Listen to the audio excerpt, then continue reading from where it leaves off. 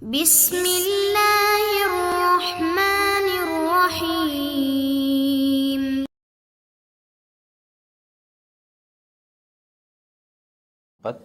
La tudfa'u zakatu, zakat tidak diserahkan ilal usuli, kepada usul, wal furu' dan furu'. Usul itu maksudnya adalah bapak dan kakek dan seterusnya ke atas. Furu' itu adalah anak dan cucu dan seterusnya ke bawah. Ya, usul artinya pokok, furu' artinya cabang. Terus kalau zakat tidak boleh diserahkan kepada usul dan furu', maka apa yang boleh diserahkan kepada usul dan furu'? Nah, kita baca hadisnya. An Abi Sa'id al-Khudri radhiyallahu anhu qala, ja'at, telah datang Zainab imra'atu ibni Mas'ud, istrinya Ibnu Mas'ud radhiyallahu anhu. Faqalat, maka Zainab mengatakan, ya Rasulullah, wahai Rasulullah, innaka, sesungguhnya Anda, amarta, memerintahkan, al-yawma, pada hari ini, maksudnya pada hari Idul Fitri atau Idul Adha, pada waktu khutbah, memerintahkan apa? Bis sadaqah, untuk sedekah. Wa kana indi, dan adalah pada saya, huliyun li, ada perhiasan milik saya. Fa aradtu, maka saya ingin, an atasaddaqa bihi, untuk sedekah dengannya. Ini maksudnya adalah sedekah sunnah, ya, bukan sedekah wajib, bukan zakat. Faza'ama, maka mengatakanlah Ibnu Mas'udin radhiyallahu anhu, annahu, bahwasanya dia, wa waladahu, di sini tertulis waladu, mestinya walada. Annahu, bahwasanya dia, wa waladahu, dan anaknya, ahaqqu, orang yang paling berhak, man tasaddaqtu bihi, orang yang aku sedekah dengannya, alaihim, kepada mereka. Faqala an-nabiy sallallahu alaihi wasallam, sadaqa Ibnu Mas'ud, benar kata Ibnu Mas'ud. Zaujuki, suami kamu, yaitu Ibnu Mas'ud, wa waladuki, dan anak-anakmu, yaitu anak-anakmu dari Ibnu Mas'ud, ahaqqu, adalah yang paling berhak, man tasaddaqti, orang yang kamu sedekah bihi dengannya, alaihim, terhadap mereka. Hadis diriwayatkan oleh Al-Imam Al-Bukhari. Jadi kalau mau sedekah kepada anak maupun kepada bapak, maka dari sedekah sunnah bisa, ya. Adapun sedekah wajib, yaitu zakat, tidak bisa diberikan kepada usul maupun furu'. Dan zakat yang wajib ada dua, zakat mal dan zakat fitrah. Karena itu zakat fitrah sama zakat mal nasibnya sama, tidak bisa diberikan kepada usul, tidak bisa diberikan kepada furu'. Banyak yang bertanya, bagaimana kalau mertua saya miskin, bolehkah saya berikan zakat mal saya atau zakat fitrah saya kepada mertua? Jawabnya adalah boleh, karena mertua bukan termasuk usul, bukan termasuk furu'. Dia adalah usul bagi istri kita. Nah, maka kalau istri kita keluarkan zakat mal, jangan kepada bapaknya atau ibunya. Tetapi kita keluarkan zakat mal kepada bapak atau ibunya istri apabila mereka adalah orang miskin, tidak ada masalah, karena mereka bukan usul maupun furu'. Kemudian masalah ijma'nya di sini, qala Ibnul Munzir rahimahullah, wa ajma'u, dan para ulama ijma' ala anna zakata, bahwasanya zakat itu, maksudnya zakat wajib, la yajuzu daf'uha, tidak boleh diserahkan, ilal walidain, kepada kedua orang tua, bapak maupun ibu, demikian juga ke atas, ya, kakek maupun nenek, dan seterusnya ke atas. Wal walad, tidak pula kepada anak. Anak ini mencakup anak langsung, demikian juga anak berikutnya, yaitu cucu dan seterusnya ke bawah. Nah, maka istilahnya tadi usul sama furu', ya. Fil hali, dalam kondisi, allati, yang yujbaru, dipaksa atau diwajibkan, ad-dafi' ilaihim, orang yang menyerahkan kepada mereka, yaitu bapak atau anak tadi, dipaksa atau diwajibkan untuk apa? Alan nafaqati alaihim, untuk memberikan nafkah kepada mereka. Jadi bapak dan anak itu kan tanggungan bagi kita. Kita punya anak, kita wajib, atau kita dalam Islam ini mempunyai kewajiban untuk menafkahi mereka. Demikian juga orang tua, kalau mereka miskin, maka kita punya kewajiban untuk menafkahi mereka. Nah, sehingga zakat tidak boleh diberikan kepada mereka itu wajar. Wajarnya kenapa? Karena kalau kita memberikan zakat yang wajib kepada mereka, maka itu berarti menggugurkan kewajiban kita yang lain. Kita wajib memberi nafkah kepada mereka, sementara kita malah berikan zakat, berarti seolah-olah menggugurkan kewajiban yang lain, berarti kita belum menunaikan kewajiban yang lain tersebut. Nah, karena itu zakat mal, zakat fitrah jangan diserahkan kepada usul maupun furu'. Ini sudah ijma' sepakat para ulama rahimahumullahu ta'ala. Adapun kalau zakat diserahkan kepada suami bagaimana? Kalau dalam kasus ini kan zaujuki, ya, suami kamu. Berhak kamu berikan sedekahmu. Tapi di sini adalah sedekah sunnah. Sebagaimana kita ketahui dari kasus hadisnya, ini kan Nabi waktu itu khutbah Id. Di khutbah Id, beliau menyuruh para wanita untuk banyak sedekah. Karena banyak penghuni neraka dari para wanita. Supaya mereka tidak masuk neraka, disuruh sedekah oleh Nabi. Nah, selesai pulang dari salat Id, Rasulullah SAW didatangi 2 orang perempuan. Ternyata tujuannya sama, ingin menanyakan apakah boleh sedekah diberikan kepada suami sendiri, karena suaminya orang miskin. Nah, maka ternyata dijawab oleh Nabi SAW, boleh, ya. Dan cerita yang lengkap seperti itu tidak ada dalam riwayat Bukhari. Ini kan riwayat Bukhari, ya. Tapi kita temukan dalam riwayat yang lain, riwayat Ibnu Hibban, demikian juga riwayat Ibnu Khuzaimah. Nah, kalimatnya lebih lengkap. Karena itu Ibnu Khuzaimah di dalam kitab sahihnya, beliau memberi judul untuk hadis ini, bab sedekah sunnah diberikan kepada suami maupun anak-anak, ya. Sedekah sunnah diberikan kepada apa? Suami maupun anak-anak. Nah, kembali ke pertanyaan tadi, bolehkah sedekah wajib, zakat wajib diberikan kepada suami? Jawabnya adalah boleh. Karena apa? Suami bukan termasuk orang yang wajib dinafkahi oleh istri. Bahkan sebaliknya, suamilah yang wajib menafkahi istri. Maka istri kalau kaya, dia boleh mengeluarkan zakat malnya kepada suaminya yang miskin. Tetapi tidak sebaliknya, suami yang kaya tidak boleh memberikan zakat malnya kepada istrinya. Kenapa? Karena suami wajib menafkahi istri. Kalau dia keluarkan zakatnya kepada istri, otomatis dia menggugurkan kewajiban yang lain, yaitu menafkahi istri tersebut. Kecuali kalau istri kondisinya bukan sebagai orang miskin, kondisinya sebagai orang yang berhutang, ya.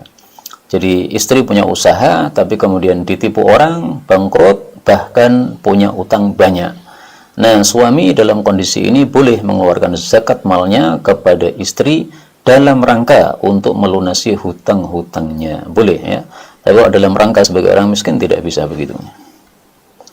Baik, kita sudah selesai dari kitab tentang zakat. Kita lanjut kitab Siyam, kitab tentang puasa. Puasa itu artinya menahan, disebut siyam karena seseorang wajib menahan dari muftirat, yaitu pembatal-pembatal puasa, dari pagi sampai malam, dari subuh sampai maghrib. Al-hadithul khamis wal 20, hadith 25. As-suhuru, makan sahur itu pakai dhammah, ya. As-suhuru, makan sahur itu sunnah, adalah sunnah, la wajibun, tidak wajib. An Abi Sa'id al-Khudri radhiyallahu anhu qala qala Rasulullah sallallahu alaihi wasallam as-sahuru, makanan sahur. Jadi kalau sinnya ini dibaca fathah, sahur itu artinya makanan sahur. Tapi kalau as-suhuru pakai dhammah itu memakan sahur. Akluhu, memakannya adalah barakatun, berkah. Fala tad'uhu, maka janganlah kalian meninggalkan sahur. Walaupun ayyajra'a, bahwasanya meneguk ahadukum, salah satu kalian, jar'atan mimma'in, seteguk air. Fa innallaha ta'ala, karena sesungguhnya Allah ta'ala, wa malaikatahu, dan para malaikatnya, yusalluna, mereka selawat, 'alal mutasahhirin, kepada orang-orang yang sahur.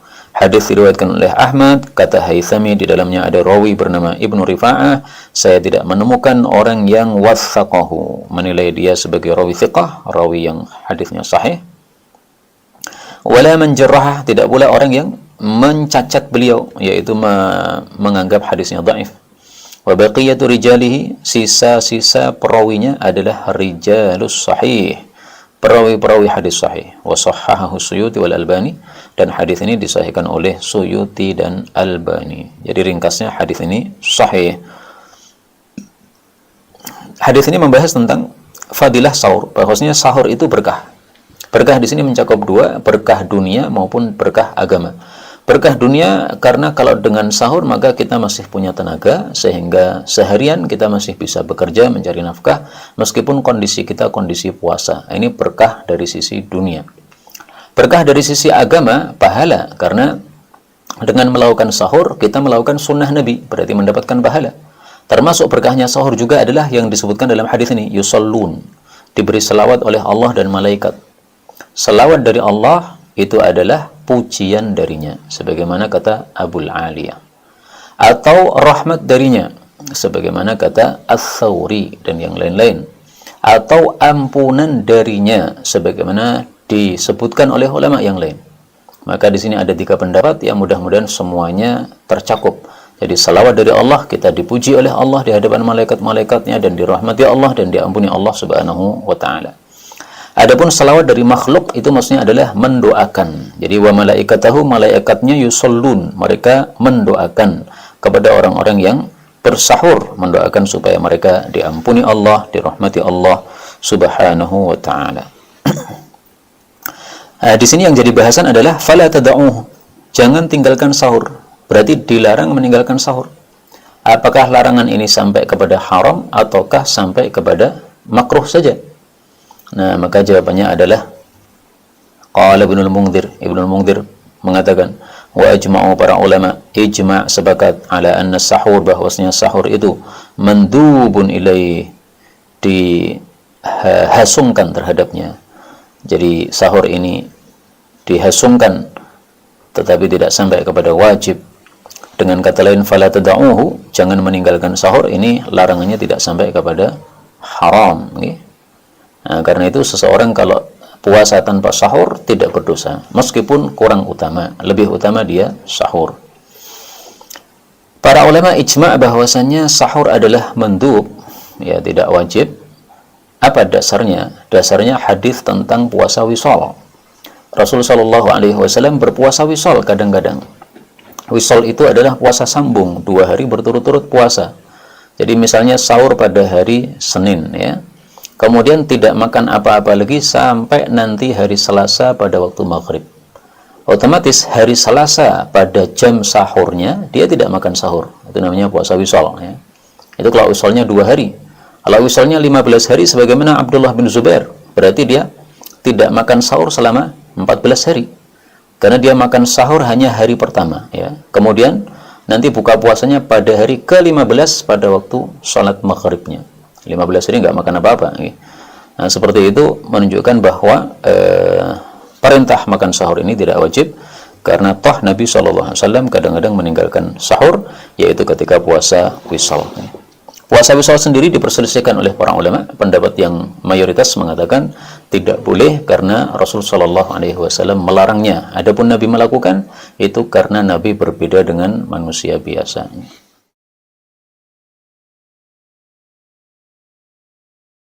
تقبل منا إنك أنت السميع العليم وتب علينا إنك أنت التواب الرحيم اللهم نحمدك حمدا شاكرين حمدا ناعمين حمدا يوافي نعمه يكافئ مزيدا يا ربنا لك الحمد ولك الشكر كما ينبغي لجلال وجهك الكريم ولعظيم سلطانه اللهم صل وسلم وبارك على رسولك الكريم نبينا محمد وعلى آله وصحبه أجمعين اللهم اجعلنا من أهل القرآن waj'alil Qur'ana sahiban lana fid dunya wa syafi'an lana fil akhirah.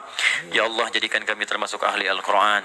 Jadikan Al-Qur'an sebagai sahabat kami di dunia, syafaat bagi kami di akhirat. Allahumma nawwir ya Allah qulubana binuril Qur'an. Ya Allah, sinari hati kami dengan cahaya Al-Qur'an. Wa nawwir akhlaqana binuril Qur'an. Ya Allah, sinari akhlak kami dengan cahaya Al-Qur'an. Allahumma nawwir hayatana binuril Qur'an, a'ilatana binuril Qur'an, quburana binuril Qur'an. Ya Allah, sinari kehidupan kami dengan cahaya Al-Qur'an. Sinari keluarga kami dengan cahaya Al-Qur'an. Sinari alam kubur kami kelak dengan cahaya Al-Quran. Allahumma ya arhamar rahimin, taqabbal minna jami' amalina salihah. Ya Allah, mohon terima seluruh amal kami, jadikan itu soleh dalam pandangan-Mu ya Rabbal Alamin. Rabbana yassir lana wa la tu'assir alaina. Ya Allah, mudahkan semua urusan kami, jangan berikan kesulitan pada kehidupan kami. La tada'lana fi maqamina hadha dhanban illa ghafartah. Jika ada pendosa hadir di ta'lim ini, jangan biarkan dia meninggalkan tempat ini ya Allah, kecuali Engkau telah ampuni segala dosanya. Wala hamman illa farajta. Jika ada yang tengah gelisah, jangan biarkan dia meninggalkan majlis ini kecuali Engkau telah tenangkan keadaan hatinya. Allahumma wala maridan illa syafaitah. Jangan ada ya Allah orang sakit di tempat ini kecuali Engkau sembuhkan penyakitnya. Allahumma ya Allah, Allahumma ya Allah, Rabbana atina fid dunya hasanah wa fil akhirati hasanah wa qina adzaban nar. Bifadlika subhana rabbika rabbil izzati amma yasifun. والسلام على المرسلين وآخر دعوانا سبحانك اللهم وبحمدك أشهد أن لا إله إلا أنت نستغفرك ونتوب إليك والحمد لله رب العالمين ثم السلام عليكم ورحمة الله وبركاته.